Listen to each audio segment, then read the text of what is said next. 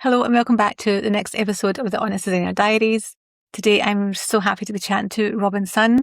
She is a designer who is best known for her personality-driven brand identities, and she's also got her own amazing podcast called The Creative Confessions, which I love and I have been an avid listener to for a long time. And today we are talking about the fear of growth and how that can sometimes stall you, but mostly stop you from taking the next step that you need. Whether that's something to do with your career, your business, or taking in a whole new direction that you didn't think you'd go in. As in with me starting this podcast, I procrastinated for a long time. So I think this is going to be a very relatable one and I can't wait for you to listen to it. Hi, Robin. Thank you so much for coming on today and chatting with me. I'm really looking forward to this conversation because we are talking about the fear of growth, which I know so many of us struggle really badly with. So why don't you just say hello and tell us a little bit about yourselves before we get into our chat? Yeah, of course. First of all, I like the way you say growth. It's good in your accent. I like it. It's a good one. I'm Robin. I am a brand and graphic designer and a podcaster.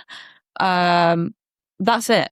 Actually, that's about it. I always do this pitch. I did it on Liz Mosley's podcast the other day, and I was like, that's it. That's all I've got. It's not very interesting. But yes, the fear of growth is a good topic. I think it's something that we've all kind of struggled with, even if we don't really know it, you know? Yes. And sometimes you don't even realise it's a fear that's actually holding us back. We make up lots of other reasons. I'm just not ready, or this isn't finished yet, or once I've done this, then I'll do it. And there's always lots of steps that we put in front of ourselves to stop it. And you should just say, so your podcast is amazing. And I was listening to your podcast long before I ever met you in person. And I said this, and I said this to Liz as well. We had this chat where I was like, Liz, I don't think you quite realise, I know I said I listened to your podcast, but I listened to your podcast from 5 years ago, whereas at the beginning of my journey and just getting into building my business and things. And the same with your own podcast. Yours is one of the ones that I frequently would check to see if there was updates.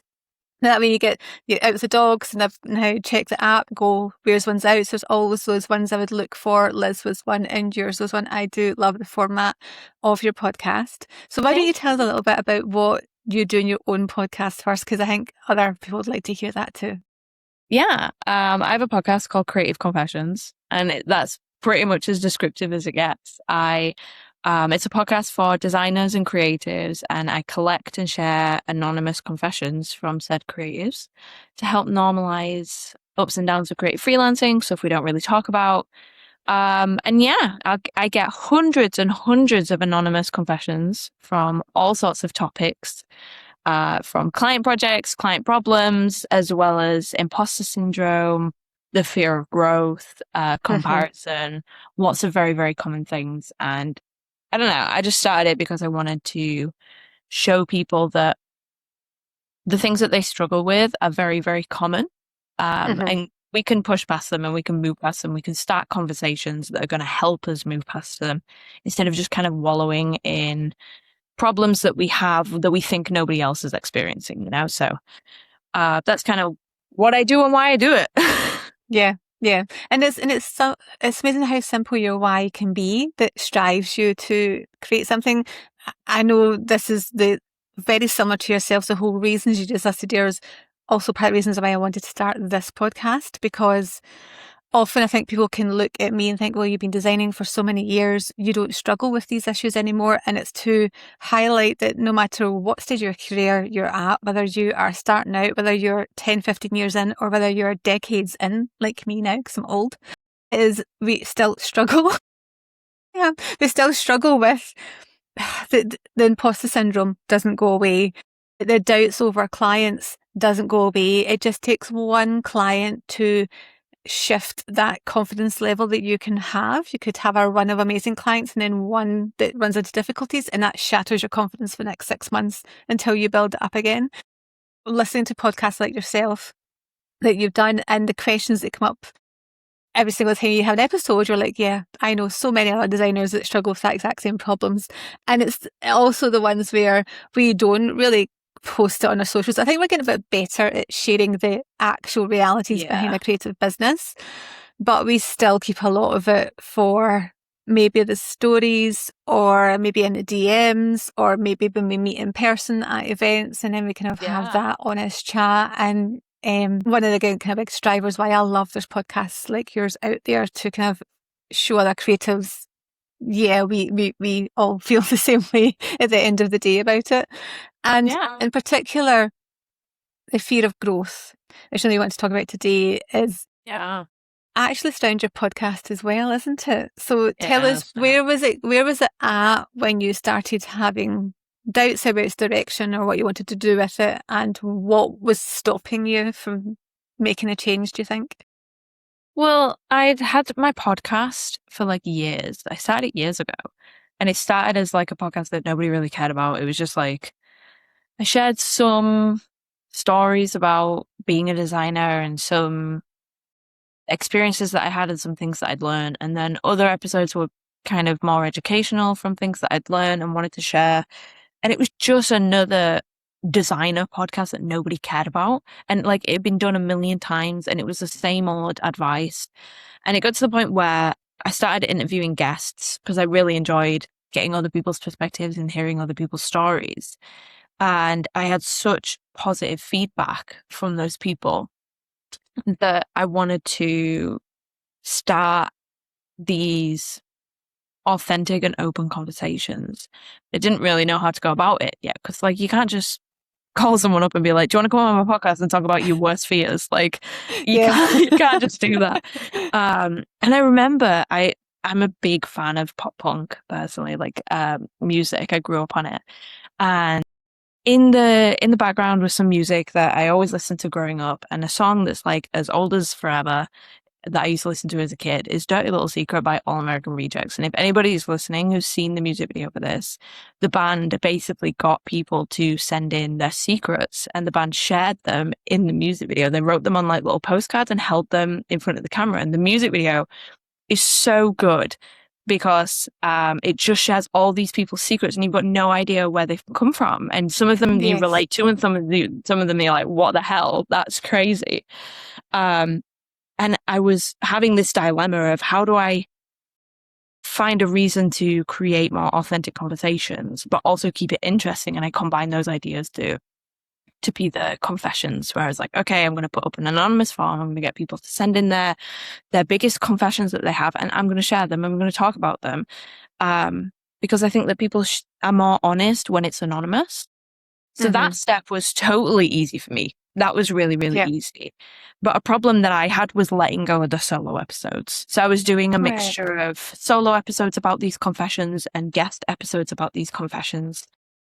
And it kind of got to the point where I was like, I am one person with one perspective, where there's so many people out there with so many different stories and different perspectives that I could be using the space on the podcast to fill it with people like that.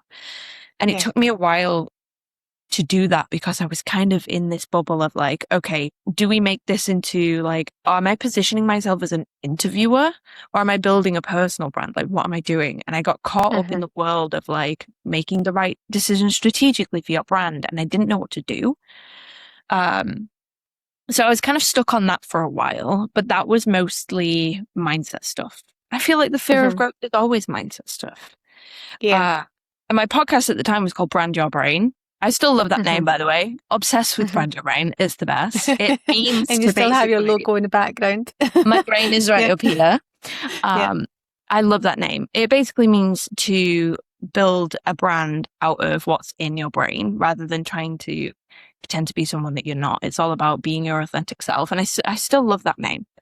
But I really, really wanted to change the name of my podcast to Creative Confessions. I got the term Creative Confessions trademarked, and I was like, okay, I have it trademarked. Should I change the name of the podcast to Creative Confessions so that people know exactly what the podcast is? I was so tired of being like, my podcast is called Brand Your Brain, and this is what it means. Like I just did right then. Yes. Yeah. So I was like, should I do it? Should I do it? I don't know. And I sat on it for so long. And I don't know why I sat on it for so long, but it was like a year or something crazy. Name trademarked for ages. And then one night it was like really bugging me and I was really thinking about it a bit more than usual. And I messaged Liz Mosley and I was like, listen, you're the queen of podcasts. And I need some advice. She is the queen of podcasts. And like you said, I listen to all of Liz's episodes and I have done for ages. I love her podcast. She's such a good podcaster. And I messaged her, I was like, you're my design mum and you are my podcast queen. Do I change the name of the podcast to Creative Confessions? Here's my reasons why I want to do it. And she was like, yeah, go for it. And the next day I changed it. The next day, the new name was rolled out everywhere. And it just kind of made me feel like I was afraid of the growth. I was afraid of taking that step. And I'd already made the decision. I already knew that I wanted to do it. And I'd been thinking about it for so long. But I just didn't do it. I let my fear of God knows what stop me from changing the name. I just needed somebody else to give me the green light to say, yeah, that's a good idea. And that's not, it's not the best way to operate, but I think it's something that we've all done before. I think this is where I definitely do think it's because you work in a studio in your home, don't you? So you're by yourself majority of the day.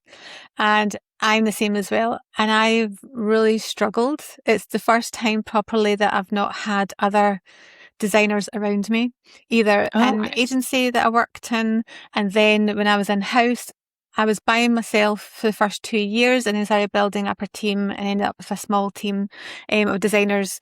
But the difference that made of having, like, because when you have internal thoughts or you're just by yourself, you start to argue with yourself, don't you? Yeah. And you start to almost build your case, but then the other side of you argues against, well, that's just stupid and why are you doing that? And then the self-doubt comes in and then the procrastination. Whereas sometimes if you would just, and I always think if I'm looking at design too long, I then just can't see the design anymore. And I used to be able to raise my head to Brian and Aisha that are across from me and I think, could one of you guys just come and have a look at this? I'm stuck. I'm looking at it too long and I'm not happy with it, but I cannot see what's wrong with the design anymore because I've been looking at it too long. And one of them would come around, look at it 2 seconds and go, oh my God, see if you just move this here, or see if you just change this colour, or it needs this put into it. And you're like, oh my God, yeah. And I used to do it with them as well. Sometimes they would think, oh, Juls, come around and have a look at this. And it has that fresh perspective. Yeah. And so what Liz is able to do, she's able to see it from outside of you being the creator of the podcast and look at it objectively to straight away go, well, this is a no-brainer decision. This is like, you have to do this. And sometimes that just gives you that little bit of courage, doesn't it? It's almost like you're not asking permission. You just want somebody to affirm that whatever side of your brain is correct and doing this, you know?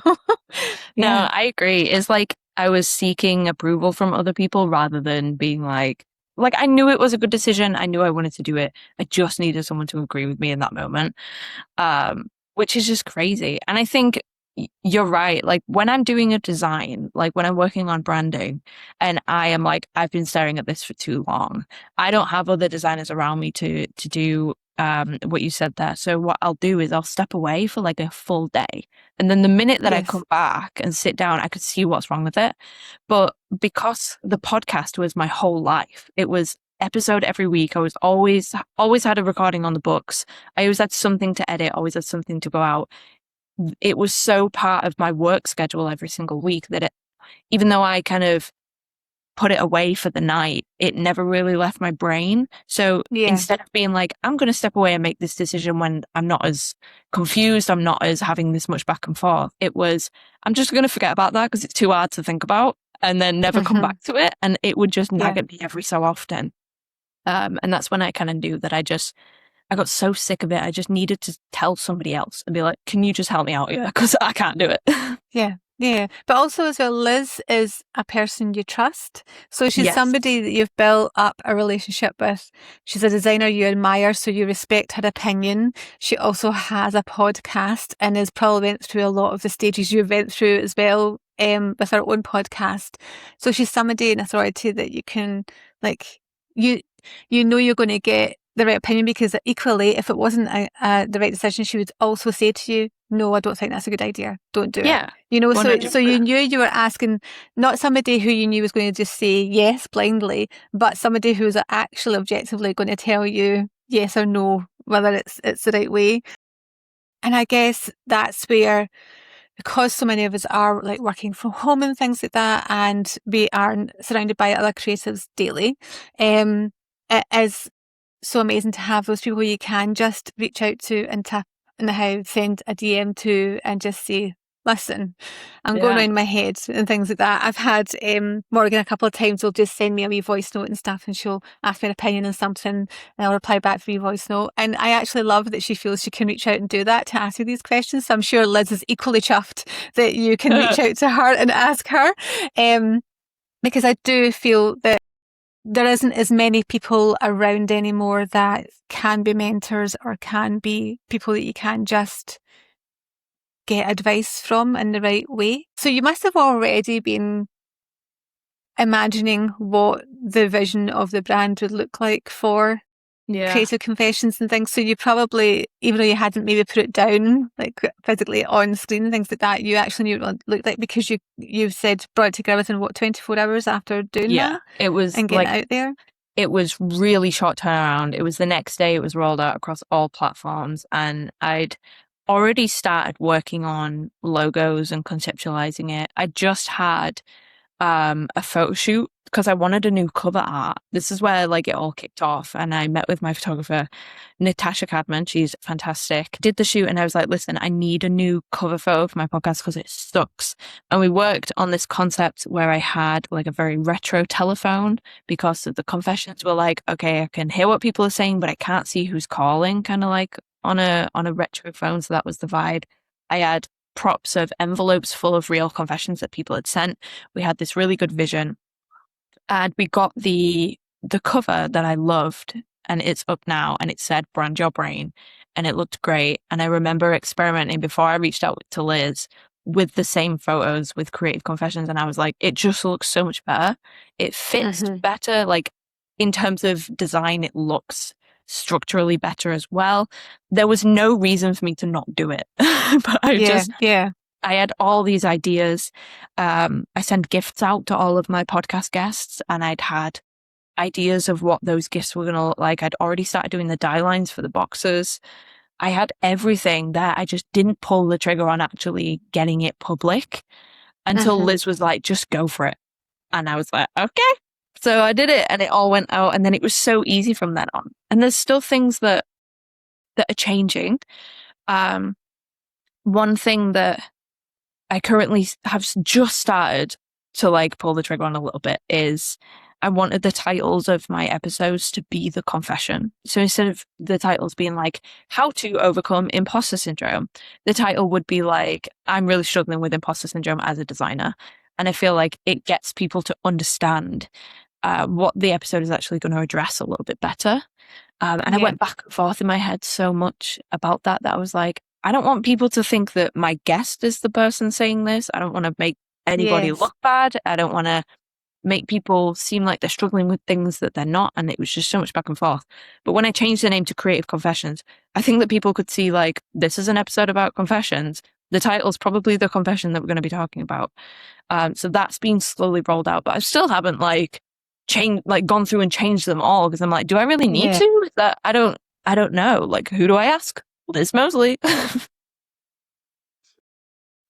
Everything is just all trial and error, isn't it?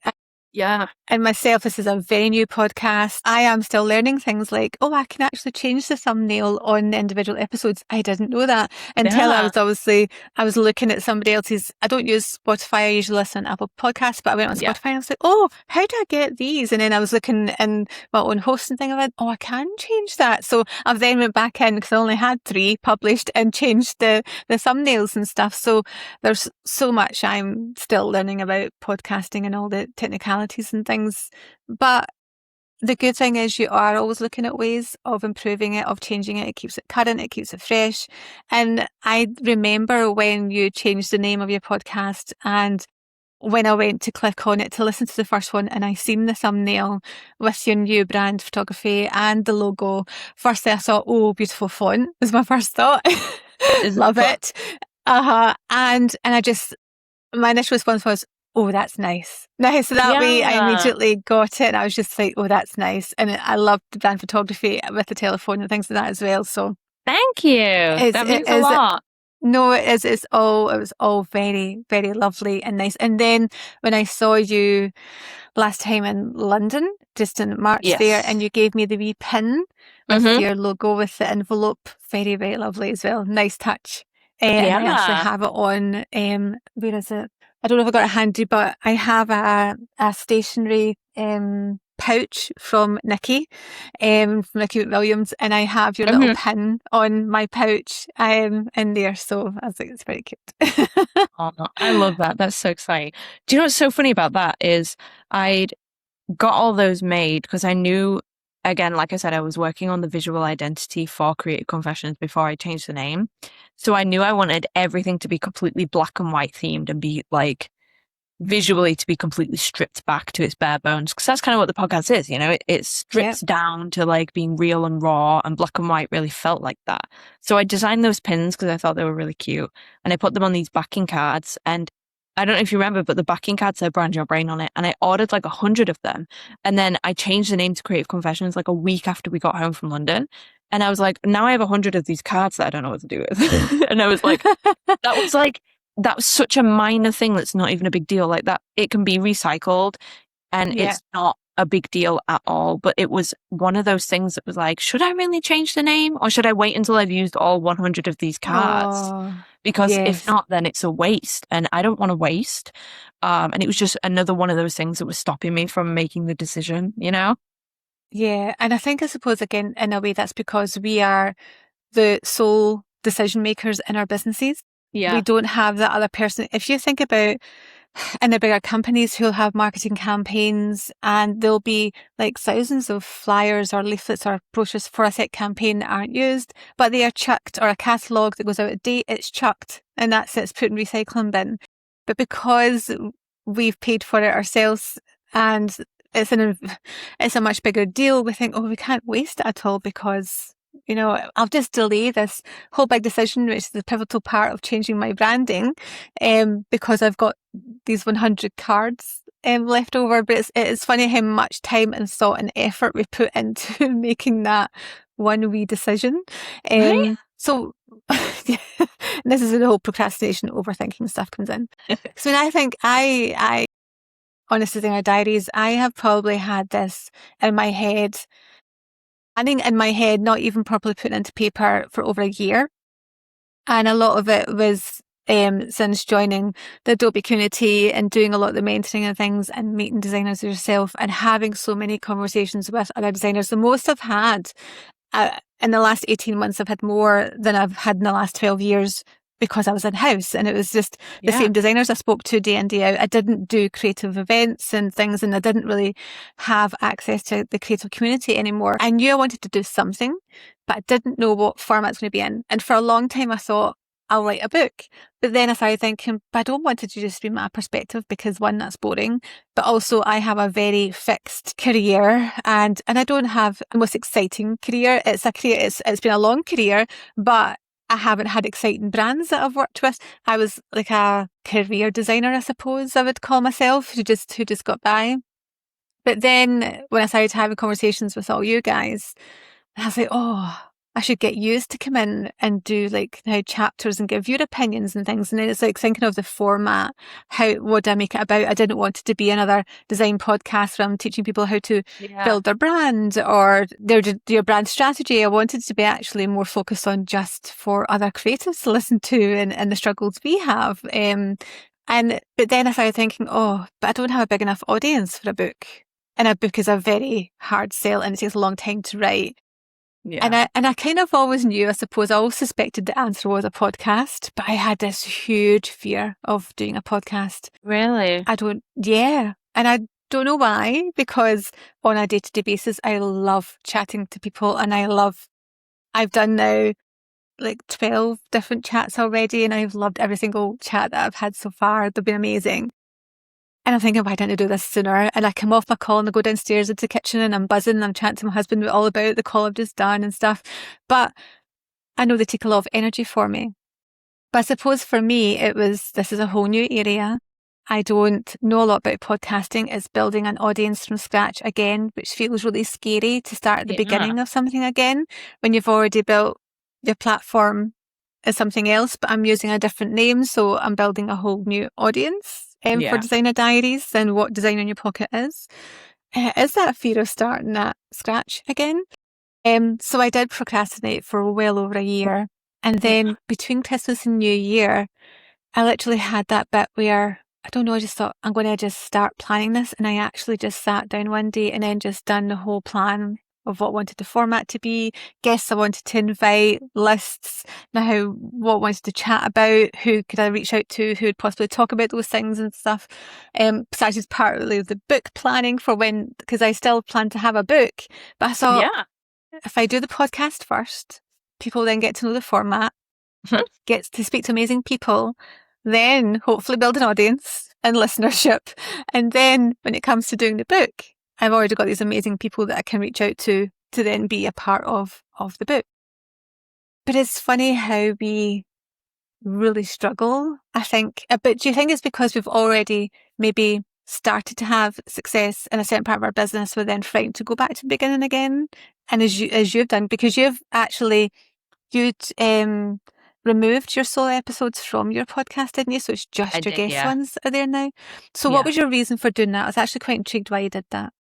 So it's not that I didn't believe in the solo episodes anymore, but like I said, I didn't really want to position myself as a mentor designer or someone who's trying to give advice to other designers. And I just didn't want to be that person and mentorship is a great thing. And I think that there are amazing designers out there who are great mentors, great teachers. But it's not for me. I'm still at the very, very start of my career. I've only been doing this for a few years, less than a decade, right? And I didn't want to position myself like that.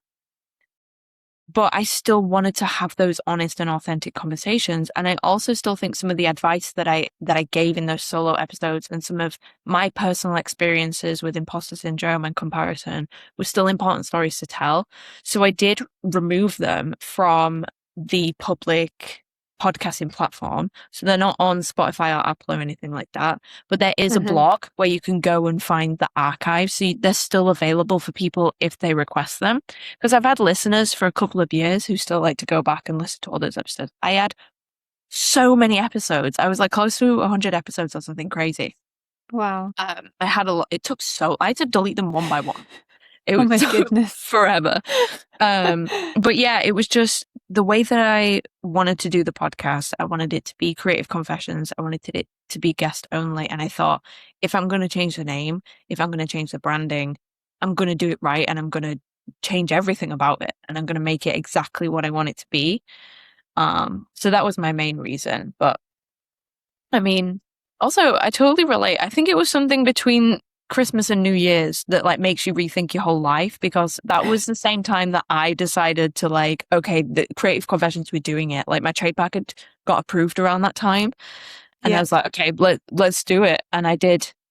I got rid of all the solo episodes before the new year or something like that. Yeah. And I think we've probably done very similar things. I find the gap between Christmas and New Year's probably when I properly try and shut my brain down and not think about work, not think about content creation, not think about Instagram and socials and things like that. However, what then happens is, because I am giving my brain a proper break, that's when I get my most creative ideas or brainstorms of new huge goals that I want to achieve. I think as well, and I decided to kind of talk about this quite a lot, I am turning 50 in a few months, and I think I see this as a huge turning point for business.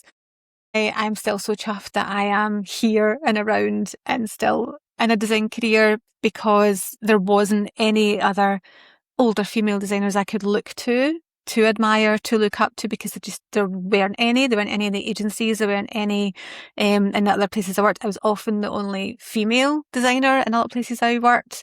Wow. So to actually feel that now I'm still here and I'm still very much got a design career and excited to see where my 50s takes me.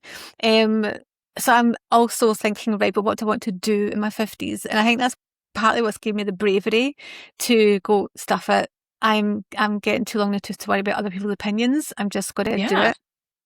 And like you say, I'd done all the planning, like in an intense, like one day, late into the night, 2 a.m, brain dumped everything, then sat in it till March, till we're all down at the Adobe Masters Summit. Yeah. And again, then it was only really after talking to a few other people, including Morgan and Liz and stuff, just going, I'm thinking about doing this podcast, but I'm not sure. And they're like, oh my God, yeah, well, that totally makes sense. That absolutely suits you. Yeah. And I was like, does it? And you can't sometimes see it yourself, but somebody an outside looking in at you will say, well, actually, yes, that makes sense for you to do that. And it, like that, I think it gave me the courage and the incentive. And a bit like you, I literally came back up from that trip and then planned the logo and like put together the assets, what I think it will look like, and properly planning when am I going to launch this, and like actually put a launch plan in place and then send out tentative, hey, like I did with you as well. Do you fancy? I know it's not even live yet and I haven't posted any episodes, but would you come on and have a wee chat with me? And I have to say, everyone that I've reached out so far, everyone has said yes. Yeah. And I think when they actually go, oh my God, they do want to come on and chat. Amazing. Yeah. You'd be surprised. There's so many things. I mean, you know about Liz Mosley and her rejection challenge. Yeah. There's been so many times where I've reached out to people to ask them to do things or whatever it is, and been actually shocked at the amount of people that say yes. It's just crazy that happens, but a podcast does make so much sense for you. And I think that you're paving the way for designers like myself as well. I know that you didn't have a lot of those role models for yourself, but you've kind of become that for other people. And I think that's fucking awesome. Can I swear? Yeah, so sorry. Of course. Oh yeah, absolutely. It's fine. Sorry. I think that's so cool. Oh, thank you. And I think it is really important to me. And I know I do look at so many of yous. And as I said before, Sarah podcast, my daughter's 22. So I look at a lot of you guys who I meet and I'm like, oh my God, you could be my daughter. And I do turn into mum mode and start like giving these advice and stuff, because I think that's just my remit and where I immediately jump to. But I also know how I felt as a young designer starting off in the industry. And it was very sexist. It was very male dominant, huge personalities. The culture was cruel in a lot of places. And I didn't know if I would survive in it. And I didn't know if I'd be strong enough. So I sometimes see it in the young designers that I talk to who are lacking the confidence. And I'm at that point where I'm like, oh my God, you can do this. Now, they are not the oracles of the blooming industry. They are not the be all and end all. They don't know everything. They just have the loudest voices sometimes and the most intimidating voices sometimes. But they're not always right. And there's definitely, I think it's, no, I'm going to sound like blooming Spice Girls here, like girl power from the 90s, but that is literally what came into my head there. Of wanting to be a strong female voice that other female designers can look to and going, well, turning 50, she's still here and she's still designing and still doing it. So I think, it's a huge part of it. That's so cool. It's so fun. It makes me so excited that like this is a career that you can do forever. You could do it until you don't want to do it anymore. And I think that's so cool because like you're here now, you're doing this podcast, you've been to all these events, and like how different is your life now from what it was when you were under the scrutiny of the men that you used to work with? Like, it's just so much different now. It's so completely different. When I think back, and it was an amazing conversation I had with Teresa. She was on a podcast last week and we had such similar journeys. We were both in agencies and then we went in-house and we were heads of design internally, but the corporate world and how so much opinions were by male bosses or male directors, whatever, and the impact they had in our careers as females. And then get to that point where we're like, we have to start building something outside of this to get away from this. And we both started building our freelance businesses while still working a 9 to 5 to make that move to get away from it. And when I think about where my life is now, the last 5 years to where it was previous. 5 years is such a stark difference. I know before I left my corporate job, I was the lowest I'd ever been confidence-wise, the lowest I'd ever felt with my talent and the things I was doing, my day-to-day role. Okay, I managed a design team, but I was doing less and less design, and I was sitting in more and more boring ass meetings about nothing, you know, to then have to go back and like put the demands on my team that they were all wanting stuff for the next day, not having a lot of control over my career either. There was nowhere for me to be promoted to. There was nowhere for me to progress to. And each step was taking me further and further away from being a designer. And eventually I was just like, I don't want to not be a designer. I always want to be a designer. I need to be creative. And then in the last 5 years, I've managed to do that by being in control of my own destiny kind of thing. And even from the clients that I work with and choose to work with rather than having to work with them kind of thing. So yeah, it's yeah. That is good. That's freedom though, isn't it? Being able to choose what you want to do. I literally just had a chat with Jack Che for my podcast. And one of the things that he said was like, how badly do you want it? Like if you want it, you're going to make it work. And I think your story's so interesting because you said that this corporate life and the way that you were being treated was not good. It was horrible, but you still wanted it enough to build your own thing outside of that, even when your confidence was really low, even when like most people would be like, this industry clearly isn't for me because I feel like this. Even if they don't realize the reason that they feel like that is because of other people. But most people would have like a bad taste in their mouth about design because of the way that they were treated. And I feel like you wanted it enough to like build this amazing career that you've got now as an independent designer, which is just so cool. And again, I think it's a really good, you're a really good role model for that. I think it's cool. Well, thank you. I think you're right. There's something, and I suppose it's what keeps you doing what you're doing. Could you ever imagine yourself doing anything other than design or being creative? Absolutely not. To earn a living? Exactly. And I think that for me, I had a huge fear of going out my own because once you've been in-house for 12 years as I was, I started building it once I was 9 years in. So it took me 3 years to build the business up to a point where I could leave and take a salary and things like that. It still wasn't the salary that met what I was earning before. That didn't happen until another couple of years after, but it got me to the point where I thought, right, I can now, I've got clients, I've got steady income and stuff. And I suppose it's the fear of, what do I fear greater? Do I fear change and do I fear starting something new and the unknown? Or do I fear what I'll become if I stay where I am? What do I fear more? And I very much knew that the last few years I was there, I wasn't happy. I wasn't happy with the direction that my job was going. And so much things happen in the corporate world. You're having to justify why your design team exists and why it isn't just outsourced out, etc. Talked over, disrespected because you're seen as a creative and not a economist, policy, lawyer, the serious roles. All these kind of things. Their location, I was based in Glasgow, the main office was London. There was that whole dynamic as well. There was lots and lots of things leading to it. Big thing which I didn't realise at the time was I was also entering perimenopause, which was a huge point of my early confidence crashes and anxiety, which I'd never had before.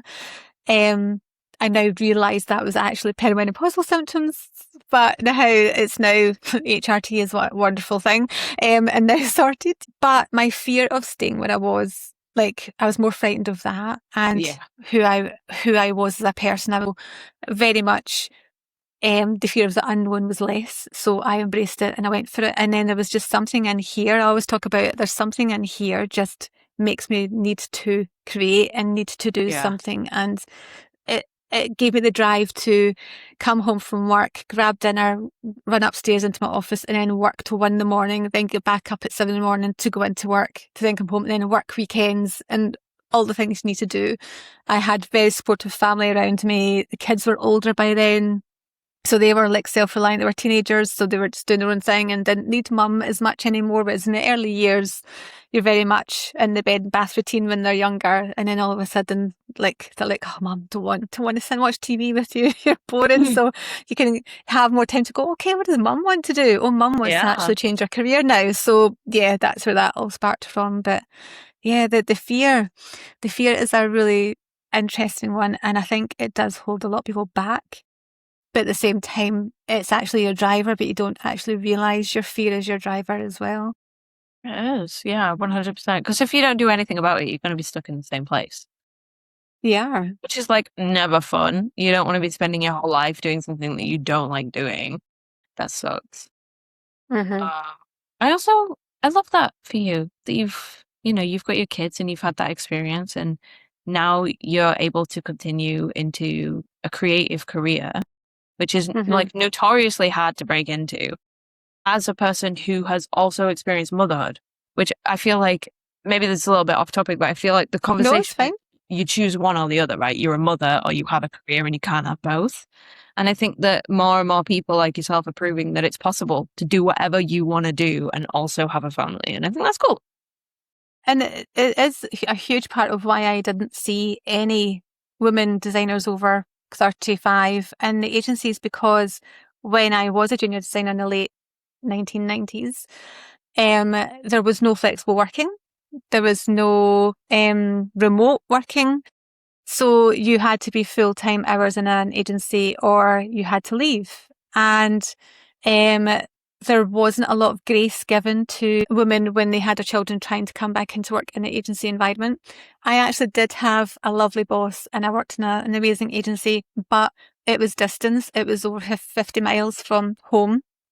And in the years I did it, I was happy to do the hour and a half commute in the car every day. But then once I had my little one and she was a baby, I didn't want to miss bath time. And I didn't want to miss that last hour or so with her before she went to sleep.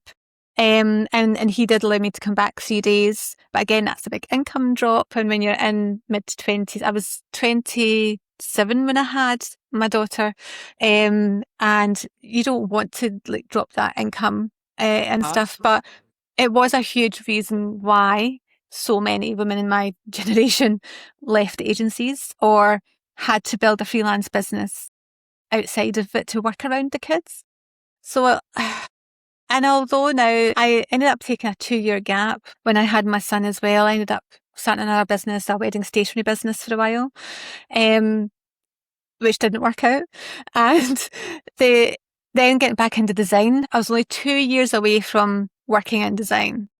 And in that point in time, Cork Express was getting phased out and InDesign was getting brought in. And I was suddenly thinking, what is InDesign? I've never used this. And it was quite different from Cork Express. So I had to very quickly get up to speed with the software changes and things to get back into it. And luckily I got some freelance work with an agency ad hoc, which just gave me that little bit of confidence to get back into the agency environment and then get my next job in design. But again, when I started in-house, I went in-house because I was then a single mum. So I had 2 young children who were 4 and 1, had to go back to work full time. And there was a wee bit of flexibility, but I still relied on my daughter was primary 1, my son was 4 days in nursery, so I had the cost of the nursery. And then my mum and dad, who had their own business, then rallied round me to say, like, we'll take the kids to school and nursery for you so you can get the train to work at 8 a.m. We'll drop them off at 9. My mum would then leave work early to pick up the kids from school and nursery, take them home, make them dinner. And then I'd come home at 6 o'clock, 6:30. And things. So I still needed a village around me to make that job work. Not everyone has that. I think now that we've got remote working is going to open up the gates to allow more women to stay in design industries and agencies or whatever, because it is more there, which I love to see. And I hope it does make a big difference. So yeah. Yeah, that's so cool. Oh, that's just so, you've got such a great story. It's so fun. See, I just think my story's so boring, but I suppose once I start talking, we'll go, oh my God, you've actually been through quite a lot. Yeah, I suppose I have actually been through quite a lot. The map story's boring. No one wants to listen to it. Anyway, it was the most interesting thing you've ever heard. Oh dear. But I love that you've came on and spoke to us today and chatted about fear, which is something absolutely every designer feels at the time. Where can people connect with you? Where can they find you and find out more about Creative Confessions? Of course. Well, I really enjoyed myself, so thanks for having me. Thank you. You can find me at Brands by Robin everywhere, brandsbyrobin.com. Mostly on Instagram. That's my favorite place to be. And my podcast is just called Creative Confessions. You can find it on Spotify, Apple, Amazon, all of your podcasting places. But yeah, that's me. Oh, lovely. And so thank you so much for coming on again and chatting so openly about your fears. Thanks for having me. It was so fun. Oh, thank you. Cheers.